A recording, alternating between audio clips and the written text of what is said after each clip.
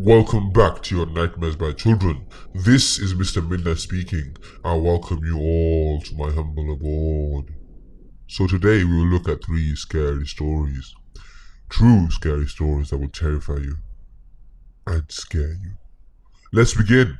And always remember, the darkness always follows. I will now leave you with my narrator. So enjoy.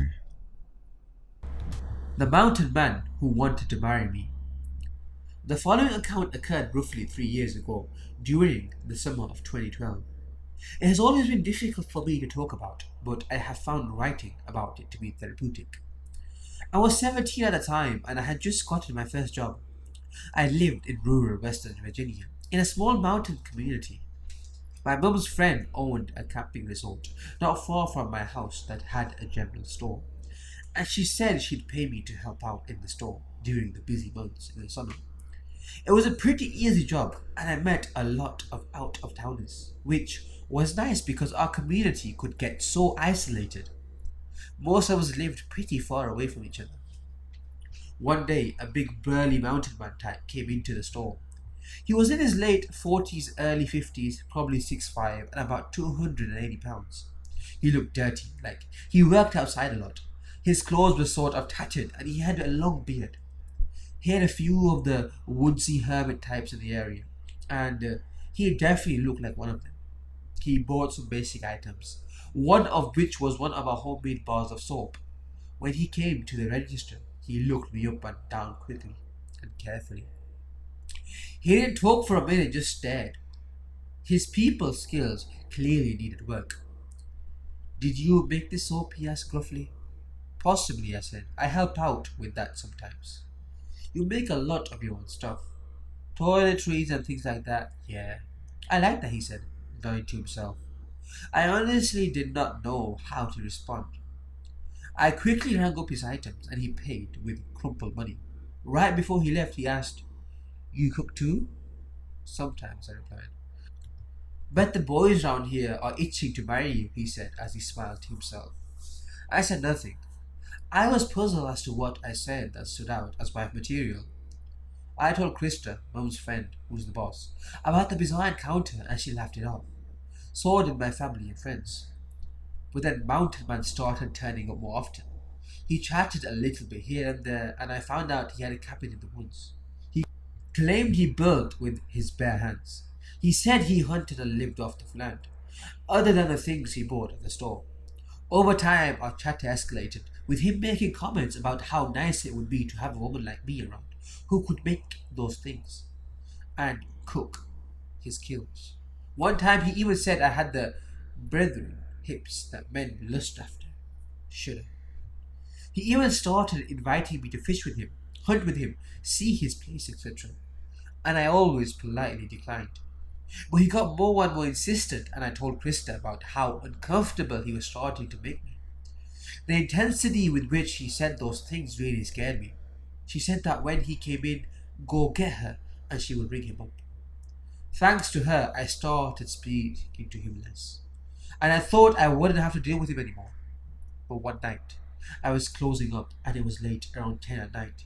Krista had left about an hour before, and I was leaving by myself.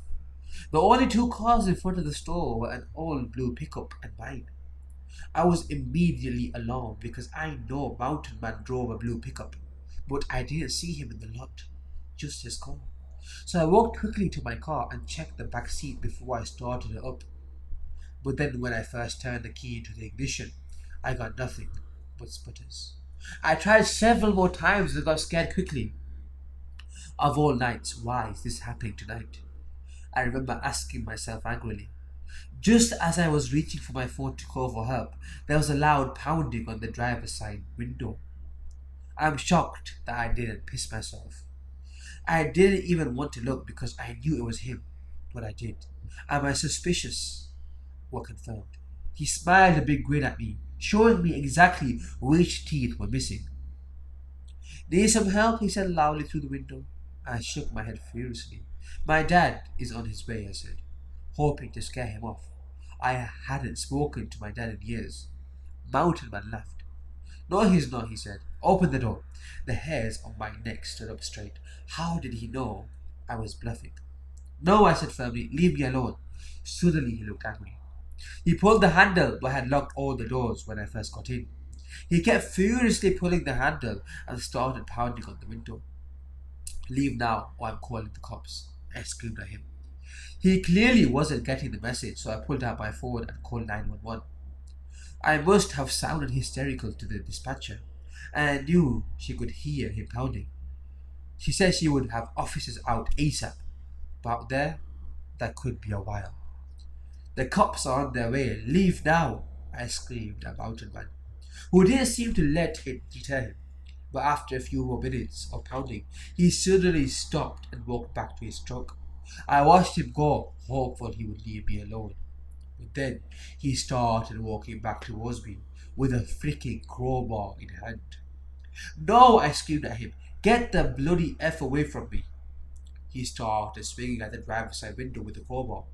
I dug down into the passenger seat on the floor and covered the back of my neck like they teach you in tornado drills. I heard the sickening crack of the window, but not for long. Suddenly, I heard male voices shouting, telling Mountain Man to get away from the car.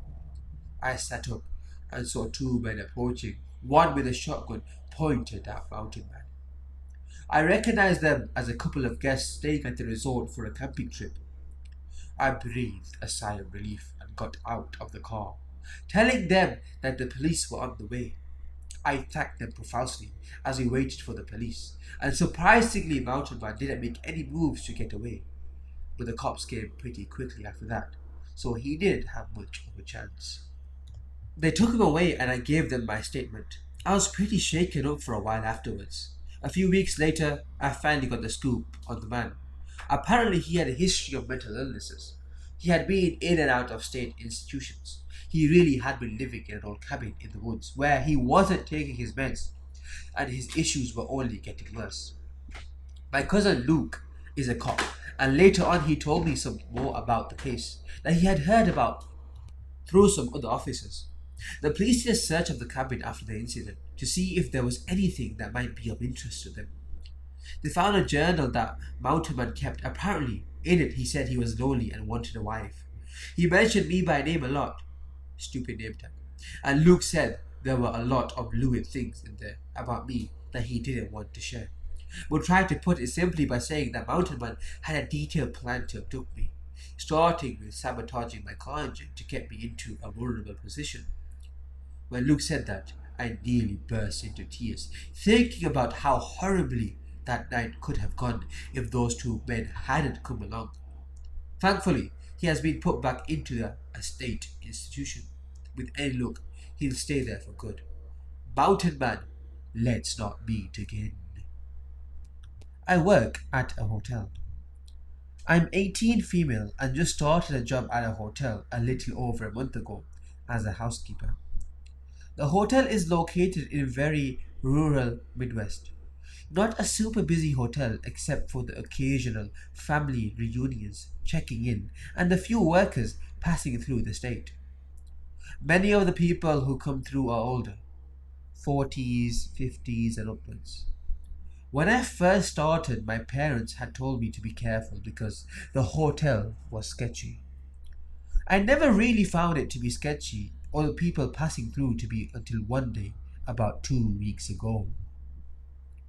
I had just clocked in around 10:30 and headed down to the end of the hall, opposite of where the lobby was, to start on my stayovers, rooms where people stayed more than one night. At the end of the hall, there were 4 rooms tucked into almost a corner, I want to say. You can't really see the doors to these rooms until you reach the end of the hallway. There's 2 rooms on one side, 2 on the other. I was grabbing all the supplies I needed to do the stayover when a man, another stayover, came out of one of the 4 rooms and asked how to work the coffee machine. He was about 3 times the size of me, 6'3", around 300 pounds, whereas I'm 5'3" and about 125. Didn't seem like a big deal or weird. I'm pretty friendly and outgoing and can make a little small talk. I went back to cleaning the other room. and minding my business when he comes out again to tell me his room didn't need attended to. I figured so and was glad that was another room I could check off my list. My manager had come down the hall to strip a room that had checked out, and I turned down the hall to go strip another room when the man came out of his room again. I assumed he had another question about something in the room, so I turned around to speak to him. He asked, "Aren't you scared to do your job?" And I replied, "No, not really, since I rarely ever have any interaction with guests as a housekeeper." He then went on to say that I was awfully pretty and I needed a mace or a weapon to protect myself. And I showed him my car keys that I kept in my pocket for that exact reason. The conversation at first wasn't really off-putting, but when I realized what he was getting at, my body flooded with anxiety. He then said, "I don't think car keys are enough. You're small and could get easily snatched up." And in that moment, I went into the room my manager was in, across the hall, and waited for him to go back into his room before continuing my job as normal as possible. That experience really shook me up, and I sat in another room down the hall for about an hour crying and having anxiety attacks because I thought this man would try to find me in whatever room I was in and kidnap me. To the man who stayed in room 131 a few weeks ago, let's not meet. The sweet old lady neighbor turned out to be very creepy. To keep it brief, when I was 17, my family and I lived in a rural town in Australia. We moved into a relatively isolated neighborhood, but about 50 to 100 meters next door lived a single old lady. When moving in, she seemed nice enough and introduced herself. Always seemed a tad nosy and asking a lot of questions, but I put it down as what all lonely people do. She seemed sweet, or so I thought. One day on school holidays, I was home alone and making a sandwich in the kitchen. I look out the window over to a property, and through her bedroom window though, I saw a figure in the distance. But it was hard to tell. For some creepy reason, I got my binoculars. I was bored, okay? Looked over, focused them, and my heart sank into my chest. Mouth dried and legs shook with shock as I realized she was staring directly at me. After a few seconds, she made a massive grin on her face. I shut the blinds, told my parents, but they played it off saying I must have not looked properly. But that's not the creepy part. The night before we were set to move, my father was in the Air Force. I finished playing around on my PC before going to bed. I awoke to rustling sounds outside.